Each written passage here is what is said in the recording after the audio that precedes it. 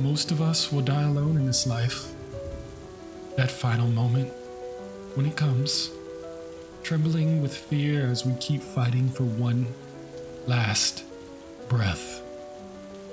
Few of us will understand the enormity of giving our lives to a greater cause. The death of Leo comes as Master Splinter and Donatello leave New York to attend a truce meeting with Kirito in Japan. More on their story later. Lying in wait is Baxter Stockman, surrounded by the cold darkness of steel and shadow, comforted only by the flickering lights of a computer screen as they dance and interweave themselves with steam pouring off his mechanized foot soldiers. This was a trap, and its intended target is Professor Honeycutt and all the technology that resides in him.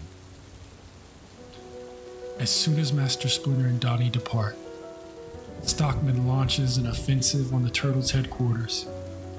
Scores of Foot Clan infiltrate their base of operations and begin pushing their way inwards.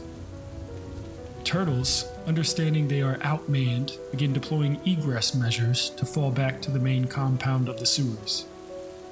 The Foot Clan are relentless in their pursuit, and with the new up-armored foot robots, the battle is weighed heavily in their favor.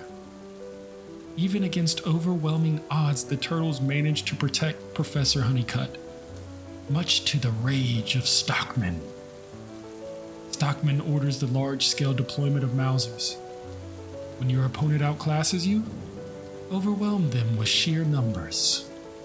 Leonardo and Casey decide to stay back and hold off the Mausers, in hopes of giving Michelangelo the opportunity to escape with Professor Honeycutt. It was at this moment that they both silently agreed that this would be a one-way trip for them.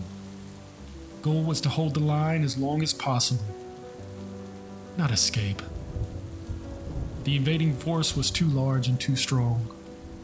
Professor Honeycutt, in an hour of desperation and sensing that his capture was imminent, makes an impossible decision: self-destruct, thus keeping his technology out of enemy hands. Stockman, sensing that his pursuit would be futile, had a nuclear option of his own. With the click of a button, he detonates thousands of small Mausers, creating a blast that kills nearly every living thing in its path. When the dust settles and the flames abate, a samurai sword and a hockey mask are all that remain of two friends who fought side by side right up until the very end.